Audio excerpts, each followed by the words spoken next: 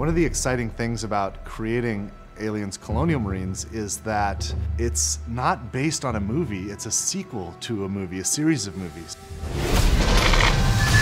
We had Ridley Scott's Alien, followed by James Cameron's Aliens. These movies defined science fiction for so many people, and it's humbling that my studio and I get to create a sequel to these films in video game form. Aliens Colonial Marines is immersive. It's fast, scary, frightening, badass, dark. How many fingers am I holding up? He's fine. We tried to take that idea of a really interesting cast of characters and reinvent it a little bit with Colonial Marines. We're spending a lot of time on the authenticity, the feel of all the weapons, the presentation of the story. We're doing some kind of interesting things with the way that we're presenting objectives and how you make your way through the world. You know, we put a lot of effort into being extremely authentic to the films. We're trying to be very much within canon, and we know that a lot of the hardcore fans take this very seriously. In the past, we've gotten some feedback on screenshots or on some of the videos released, and we take that stuff very, very seriously.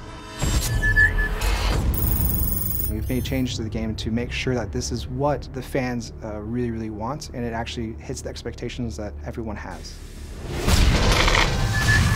Well, for one, I think one of the similarities that you would find between Cameron's Aliens and where we are with the game is really in sort of look and feel, tone of the game. It has what you would think as if Cameron was directing himself, and at least that's our hope, is that you feel like the cinematography feels correct, you feel like the look and feel of the weapons, the way the aliens move, is something that maybe he would have done if he was directing a game like this. So we want to present something that's as compelling and detailed and beautiful and exciting as the films, but in an interactive experience.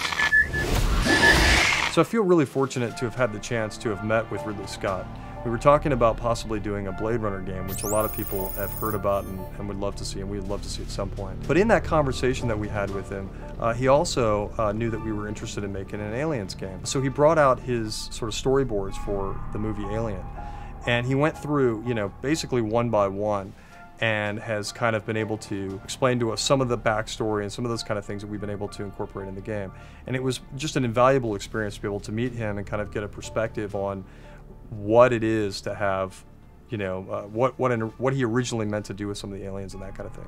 So that was really exciting. The environments in the game are obviously based on the ones from the movie. It takes place after the events of Aliens, the movie. So you're going to see 17 weeks of change. You're going to see what happened when the atmospheric processor exploded. You're going to see what the surviving aliens have done to the planet. You're going to see what Weyland-Yutani has done to the planet. You're going to see what Weyland-Yutani has done to the derelict. You're definitely going to see what happened in the 17 weeks since the events in Aliens, the film. If you enjoyed the films, you'll get double satisfaction from it because of all the connections that stays true to the canon. It's got a very strong story, it's got great action, it's got an interesting enemy, it's got interesting environments, it'll make you shit your pants from time to time. The Aliens universe is just cool. You're Aliens Marines and you've got this badass arsenal, awesome armor and gear, and you get to go kick ass. We're Aliens fans, and we've taken the risk to tell the story of what happens next. These aliens are gnarly. Like, Colonial Marines are badasses. They can handle anything, right?